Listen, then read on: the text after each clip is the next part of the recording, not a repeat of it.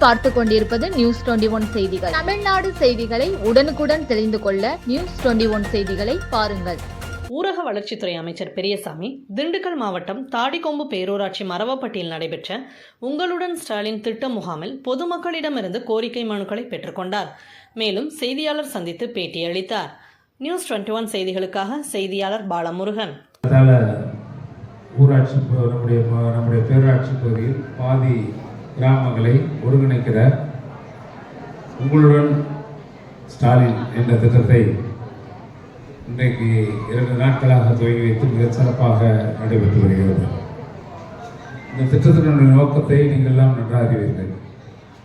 தமிழ்நாட்டில் இருக்கின்ற மகளிருக்கு ஏறத்தாழ 1,16,00,000 மகளிருக்கு மாதம் 1000 வழங்குகின்ற திட்டம் இப்பொழுது தொடர்ச்சியாக நடைபெற்று வருகிறது.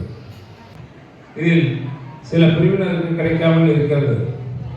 அவர்களுக்கெல்லாம் கிடைக்க ஆவணம் செய்ய வேண்டும் என்று சொல்லி இப்போ அந்த விதிமுறையெல்லாம் தளர்த்தி மீதி இருக்கக்கூடிய விடுபட்டு போனவர்களுக்கும் நாம் மகளிர் உரிமை தொகையை மாதம் 1000 ரூபாய் வழங்க வேண்டும் என்று இன்றைக்கு முதலமைச்சர் ஒரு ஆணையிட்டு தமிழகம் முழுக்க முகாம்கள் தொடர்ந்து நடைபெற்றுக் கொண்டிருக்கிறது. தினமும் இன்றைக்கு விடுபட்டு போனவர்கள்லாம் மகளிர் உரிமை தொகையாக இருந்தாலும் சரி, அல்லது முதியோர் உதவித்தொகையாக இருந்தாலும் சரி, அல்லது கலைஞர் காப்பீட்டு திட்டம் ஏற்கனவே உங்களுக்கு நடைமுறையில் இருந்துச்சு.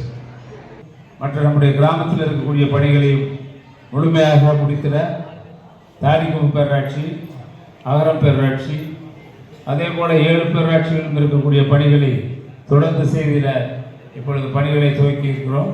கண்டிப்பாக அடிப்படை வசதிகளை உறுதியாக உருவாக்கி தருவோம்.